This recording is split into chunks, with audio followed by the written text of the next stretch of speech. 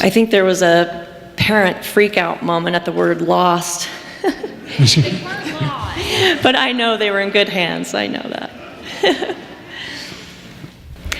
My children, Taylor and Nathan, went on each of these trips. I knew my son had gained something meaningful from the middle school trip when he shared his feelings with me so candidly. He had some struggles with this being his very first trip, but I knew he had been deeply impacted when he couldn't stop talking about it the night he came home. In the midst of his struggles, he tenderly carried these experiences.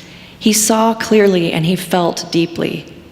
He was willing to vulnerably say, "It was hard," or "I felt out of place," or "There are a lot of different perspectives, and I have had a lot of different thoughts."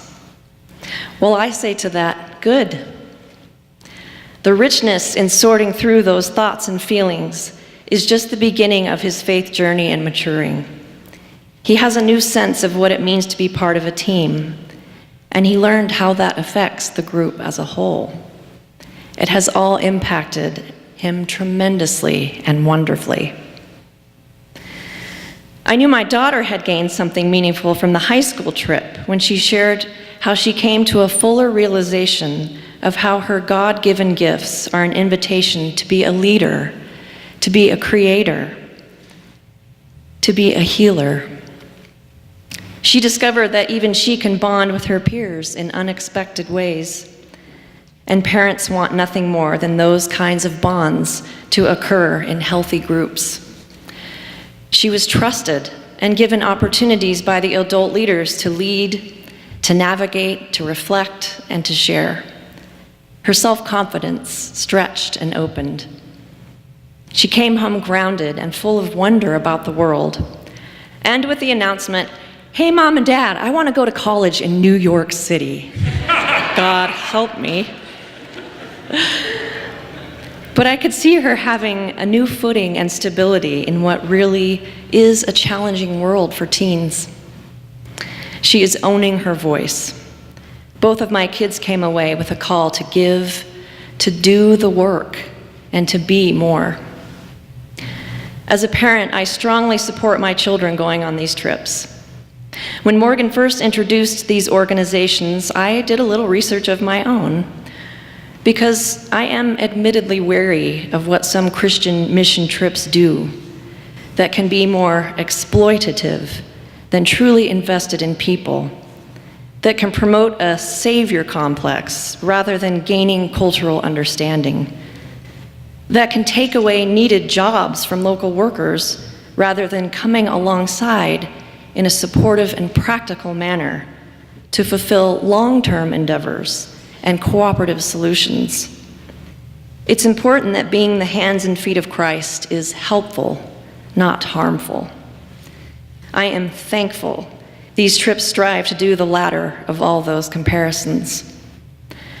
My children are discovering on these trips that the world is filled with both beauty and tragedy, and that they should stay curious about both of those things.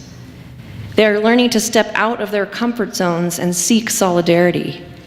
They gain space to question, to see and honor culture and difference, not to be blind to it. They serve to work with, not for. They go not to make others like themselves, but to be changed by being a guest in another's presence, listening without an agenda, that their actions and presence, their kind words and engaging conversations become ways in which all are heard and divinely recognized.